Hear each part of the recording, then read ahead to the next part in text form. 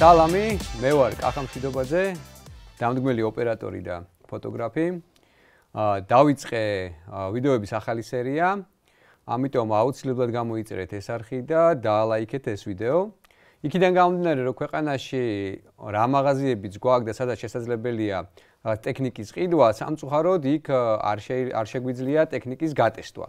მივმართავთ ან YouTube-ს, ან მეგობრებს, რომლებმაც უკვე შეიძინეს და მათ გამოცდილებაზე დაყრდნობით, მე ჩვენ ვღებულობთ ჩვენთვის შესაფერის გადაწყვეტილებას, ან ვყიდულობთ ან არა.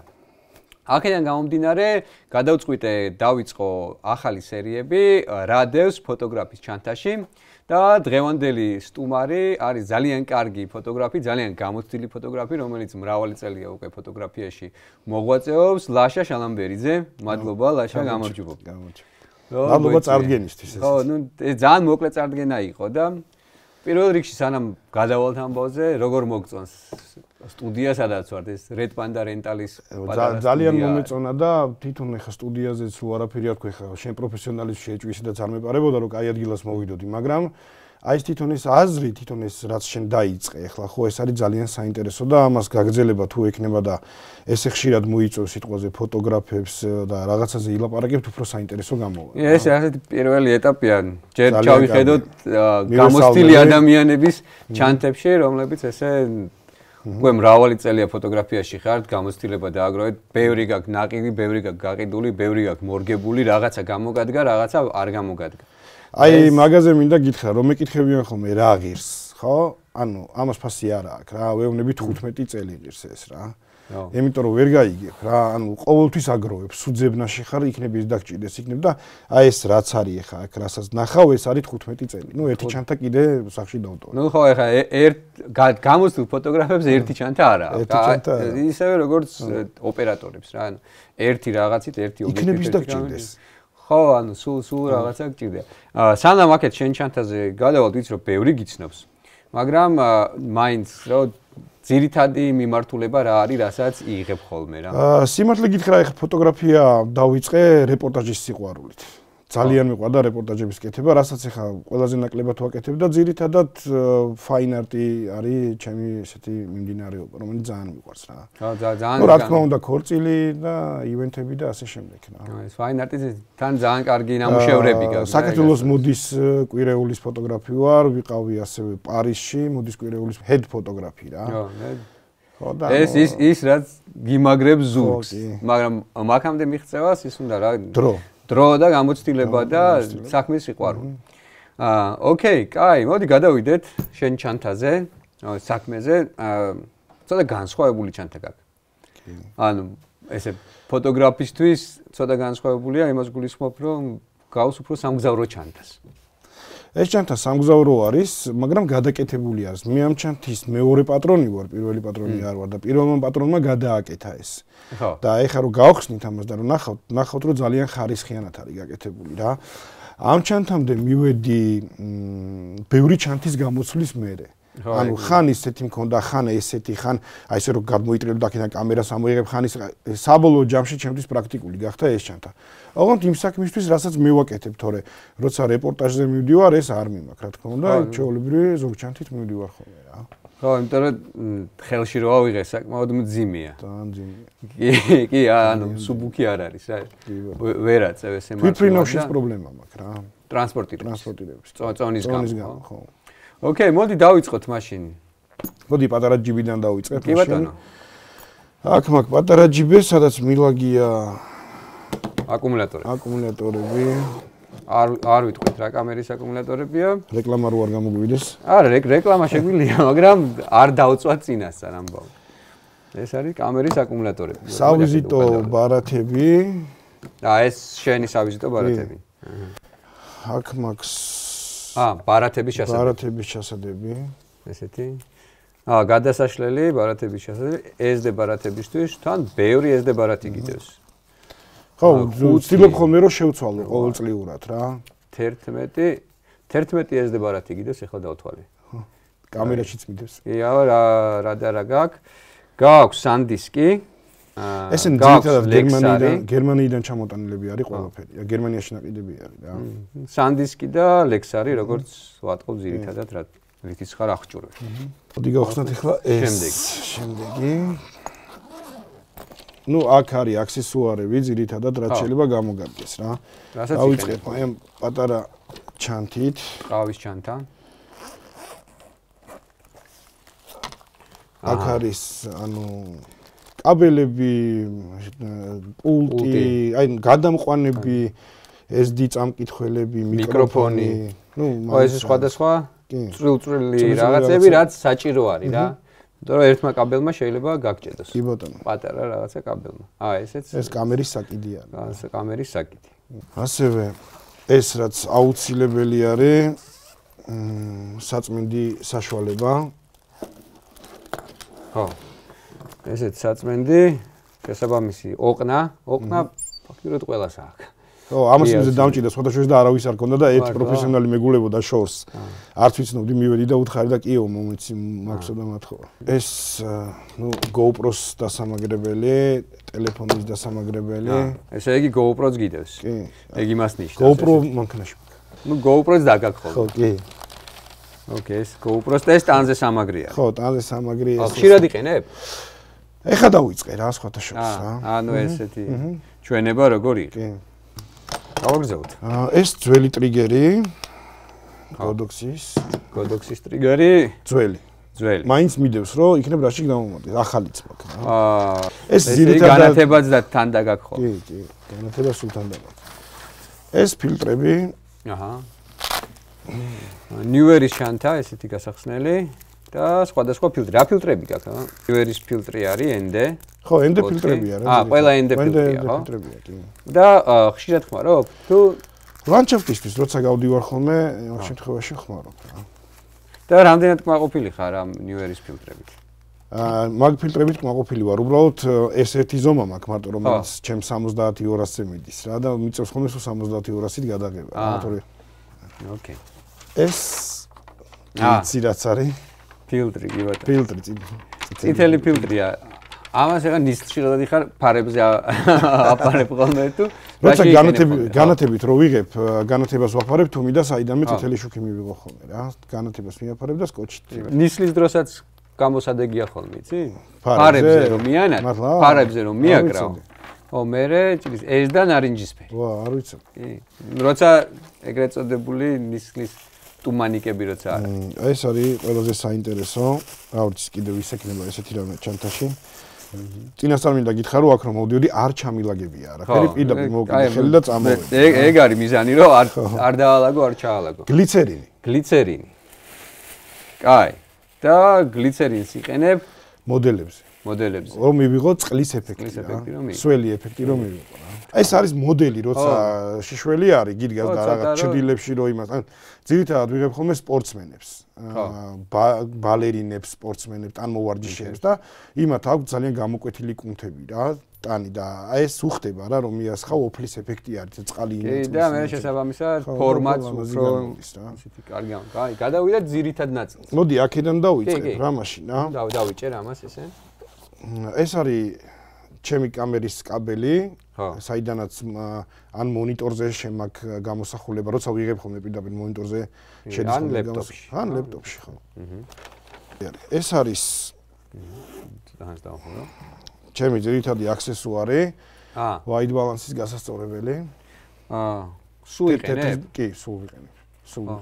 იმიტომ რომ ხშირად არ იყენებენ რა. სულ ვიყენებ. ამაზე ხუმრობაც მაქვს ხან და ხან ვეუბნები სახეზე აიფარებ მეთქი და რატომ აფარებ ხო ვერ ხვდებიან და ვისაც სახე არ უარგა ესე ვაფარებ მეთქი და მე ფოტოშოპით ვცვალ.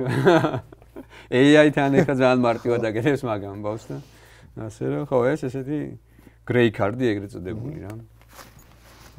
ჩავდი. პირდაპირ ჩადე. ჩაუკეცე. და ყოველი გადაღების წინ აბსოლუტურად ყველა არა აქვს მნიშვნელობა რას ვიღებ, ნუ ეხლა ლანდშაფტის გარდა რა, რასაც ვიღებ ყოველთვის იმაშოვე ხო. და იმპულსური შუქის დროსაც ამას ხარ, კი ბატონო. გადაიღებ. მეხმარება ძალიან, რა, იმიტომ რომ იმ იმპულსურ შუქს სხვადასხვა ქელვინები აქვს, სხვადასხვა სითბო აქვს, ასე რომ თქვა და მეტნაკლებად ასწავლებს. ანუ მე რა თქმა უნდა ხელი ცოტა გიწევს რაღაცებს. შეიძლება არც მოგიწიოს რა. მოდი სანამ კამერასთან მივალ. კი, მანამდე სხვა რაღაცეები, იმიტომ რომ ეს არის საკიდი ხარის ტყავის რომელიც გამიკეთა ქართველმა დიზაინერმა, ქეთი არაყიშვილმა. და აი რა ძალიან პრაქტიკული არის. ხარის ტყავი არის, ეს არასოდეს არ გაფუჭდება ალბათ რა. ეს ცალხარზე. აჰა, თან სახელი გვარი აწერია ლაშა შალამბერიძე. ხო. ამის წინ მქონდა კიდე ერთი საკიდი, რომელსაც ტროსი დაყვებოდა შუაში გერმანელებმა მაჩუქეს, რომ ჩვენთან ვიპარავენო კამერებსო რა და დანაშტი შვებიანო და ის დამეკარგა, იმასაც ლაშა შალამბერიძე ეწერა და ფოტოგრაფერჯი ეწერა რა იმას და მე ვიფიქრე რომ მოვიდოდა ჩემამდე, იმიტომ რომ ჩემი ინიციალი ხა ვინიპოვი, ვიღაცა იპოვი და ფოტოგრაფს მიუტანდა და ის დახედავს მიხვდება რომ ჩემია, მაგრამ არ მოვიდა ჩემამდე და მე ქეთიმ გამიკეთა ესეთი რაღაცა. ძალიან კაი. ამას არც დანაჭრის და არაფერი. კომფორტულია? კი, ძალიან კომფორტულია. ტყავია და ანუ ეს რაც აქვს ხარზე გადმოსადები. ყველაფერი ხარის ტყავია საერთოდ. ძალიან კაია. შვენიერი და შეკვეთებს თუ აიღებს. ცოტა სხვა რაღაც კეთის თხოვა. სერიული წარმოება ჩაუშვას. კი, იმიტომ რომ რაც კარგად გამოიყურება ნამდვილად. აქსესუარებიდან კიდე აი ამას ამოვიღებ. ეს არის ლინზების სატარებელი. ხო. ამას აქვს როგორც აი მაგალითად ეს რემენი, ასევე შეგიძლია კამარზე დაიმაგრო რა. ანუ ეს შეგიძლია ან ჩამოიკიდო. ხო და ლინზები აქედან იქიდან დაუმაგრო, ხო. ესე და აქედან ორცალ ობიექტს ჩამოკიდებ, რომ მარტივად მოხსნა დაამაგრო რა. პრაქტიკაში კარგია? ხო, პრაქტიკაში კარგია. აი სად არის კარგი? აი სად იყენებ ხოლმე ამას? ძირითადად რეპორტაჟის დროს რა.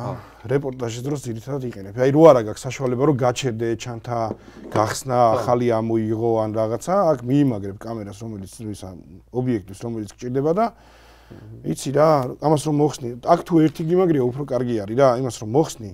ამას დაუყენებ, ამას მოხსნი, იმას რა, დაუყენებ რა. თუმცა ორიც პრაქტიკულია, სანამ გაჩერდები, მოხსნი დადებ, ამას გავუკეთებ და მე ამას. ეს უფრო კომფორტულია თუ ჩასადები, რომელიც წელს ჩანთა, ხო. გაჩანთა, კი, მაქვს, კი. როგორ არის, იცი, დროთა განმავლობაში ის მძიმდება რა. მე პირადად ეხა კომფორტულად ვერ ვზნობ თავს. იმიტომ რომ სულ უნდა ისწორო, სულ ესა და მაგრამ უსაფრთხო არის. ხო, უსაფრთხო არის, კი. მძიმდება რა ჩემთვის. ეს ეხა შეიძლება მოგხდეს იქ რა. აი როგორც მე რაღაცა ნივთი რო გიჭირავს ხელში ყოველი, აი დიდი კამერა რო გიჭირავს ხელში ყოველი საათის მერე მძიმდება ის კამერა. თქვენ კარგად იცით ოპერატორებმა რა. ხის ბოლოს 200 კილო. ხო, მძიმდება, აი ეს მძიმდება ისიც რა. და ამიტომ შენთვის ეს უფრო კომფორტული არის, კი ბატონო. ძალიან კაი. კაი. ეს არის Godox-ის ფლეში. აი გავხსნათ. რომელი ფლეში? E200 არის. აჰა. E200. ესეთი ჩადებული. ეს სეტში ყოველთვის მიდევს, იმიტომ რომ კიდე მაქვს სხვა Godox-ები, ბევრი განათებები მაქვს და ნუ ეს ყოველთვის მიდევს ჩანთაში, რომ რამე რო იყოს. რო ვიხმო და ხშირად გადგება. ხშირად გადგება, იცი რა, შენ არ იცი ხანდახან რა სიტუაციაში მიდიხარ და სად მიდიხარ. შეიძლება შუქი იქიდან დაგჭირდეს, ან აქედან დაგჭირდეს და მაგ შემთხვევაში ხშირად ვიყენებ ხოლმე. და ტრიგერით შტატივზე, ან შტატივით თუ მანქანაში გიგდია შესაბამისად. ის ცალკე განსახილველი არის. კი, არა, დღეს მანქანას არ ვეხებით, მაგრამ კარგია რომ გაქვს. ეს ძირითადი ტრიგერი. ძირითადი ტრიგერი. ძირითადი ტრიგერი, ხო. ასევე კიდე ერთი ტრიგერი მაქვს.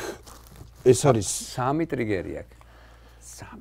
Jinbase. აჰა. ტრიგერი, იმიტომ რომ Jinbase ფლეშიც მაქვს. კი.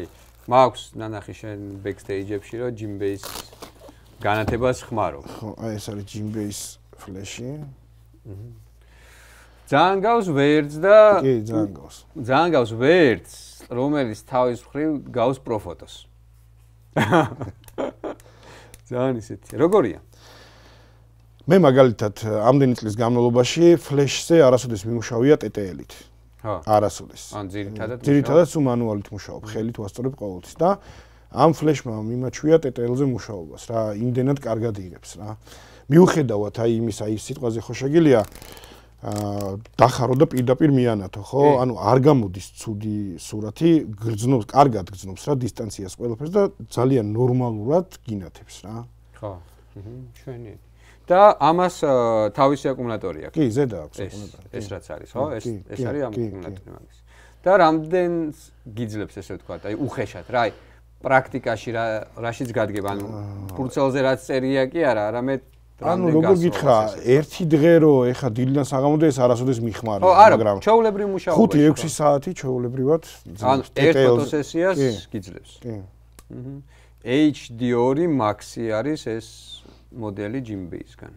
კაი, მოდი გავაგრძელოთ, აბა. ნუ რახან ფლეშებზე ვართ. ეს არის დიფუზორი. ამისი. Jimbase დიფუზორი არის. აწიე? კი.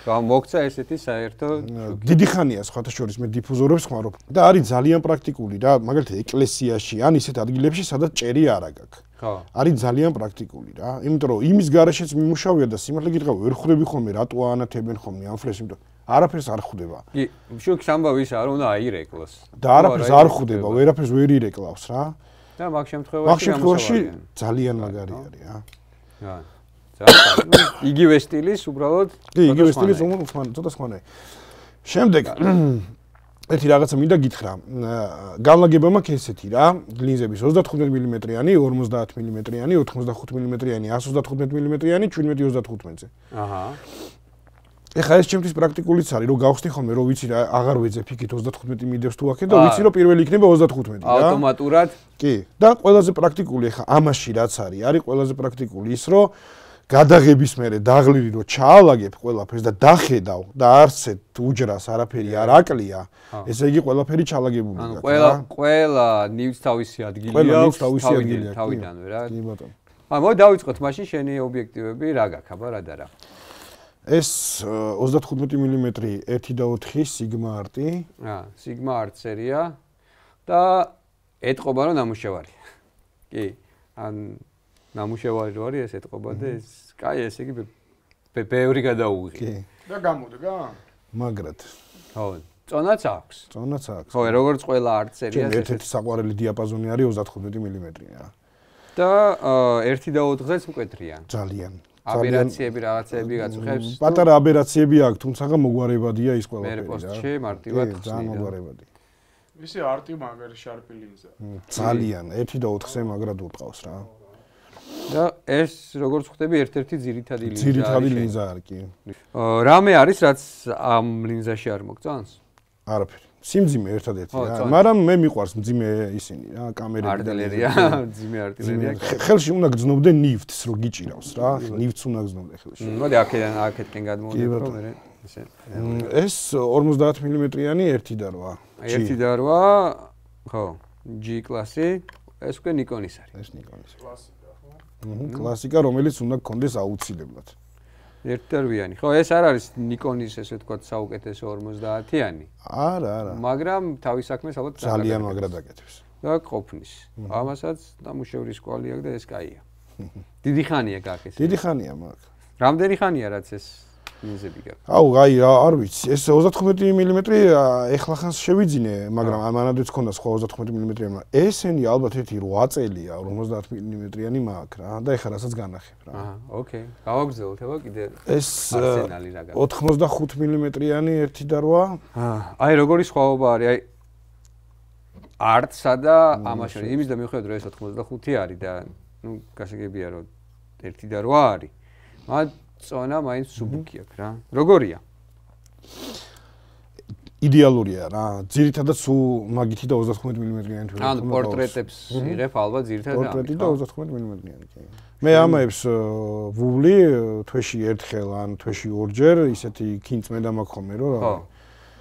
უნდა მოუვარო რა ძირითადად ლინზებს რომ იქ რაღაცა სოკო არ გაჩნდეს შუშაზე და რაღაცა კი ან გაწმენდა ყოველთვის ისეთი აი ეს არის ჩემი მობილურზე რომ წმინდაო ხო ეგრე უნდა წმინდო ესეც ეს არის ჩემი ერთ-ერთი საყვარელი ლინზა საიდუმლო იარაღი ესე რომ ვთქვათ 135 მმ-იანი 2.0 ძველი ამას უკვე წონა აქვს შედარება არტთან ძალიან ახლოს არის ეს არის კახა ლინზა რომელიც აი პოსტს რო გადმოდიხარ უკვე რომ უნდა დაამუშავო გონია რომ შიგნით ვიღაცა მხატვარი ზის და ხატავს რა ისეთ რაღაცებს აკეთებს რა ხო ეს ძველი ფირის ობიექტივია ნახე რა აქვს back და front focus-ის გასასწორებლები აქვს Z-ზე რა. D-focus image. ანუ მაშინ არ იყო კამერებში ეგ გასასწორებელი და ამას ქონდა. და ობიექტივიდანი. ობიექტივიდან ეს რომელი წლის ობიექტივია?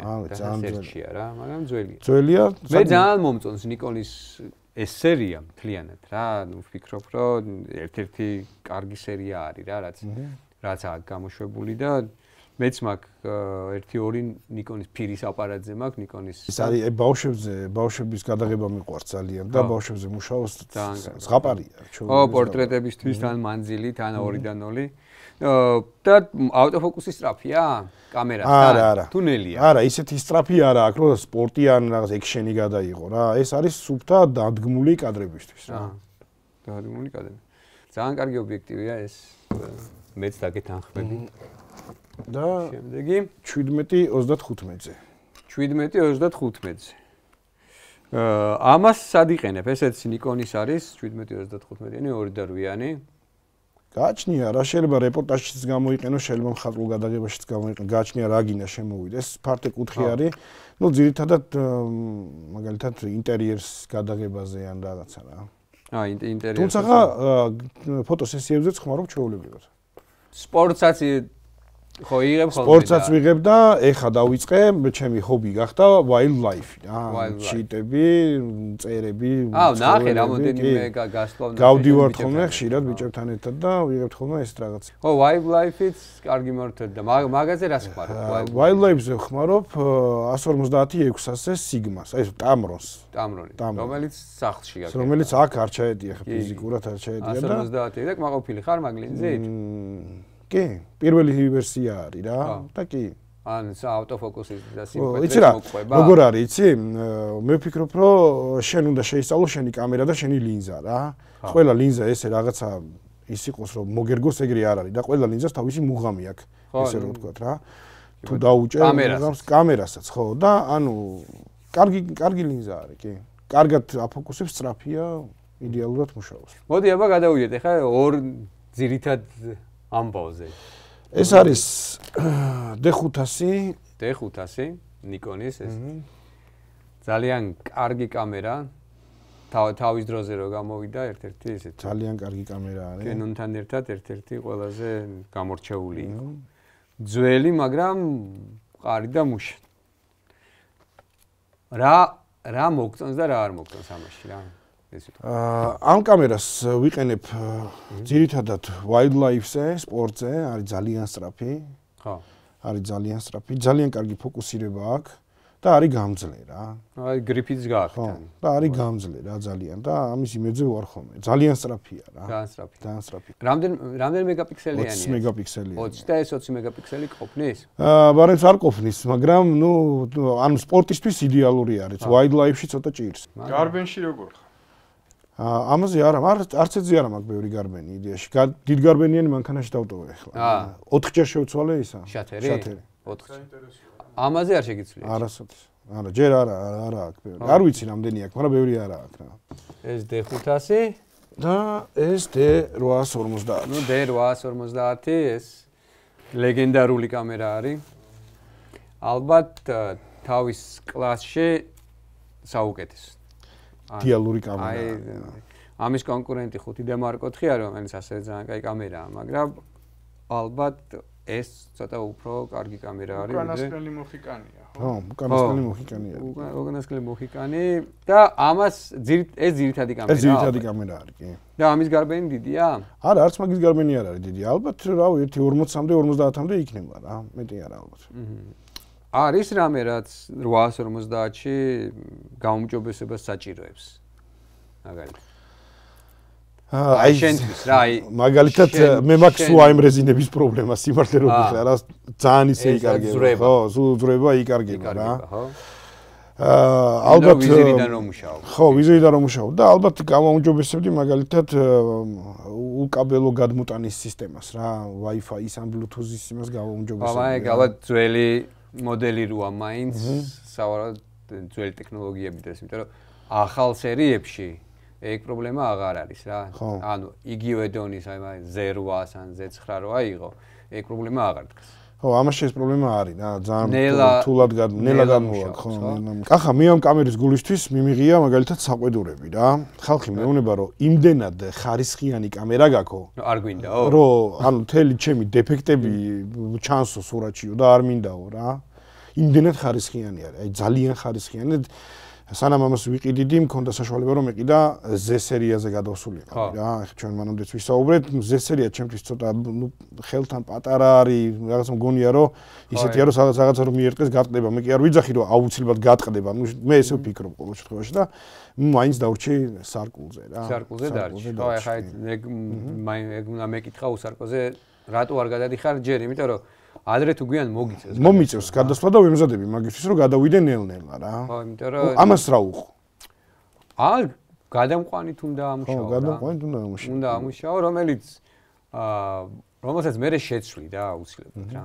და ნელ-ნელა გადმოხვალ, იმიტომ რომ უსარკოებს იმდენად დიდი უპირატესობა აქვს ტექნოლოგიური.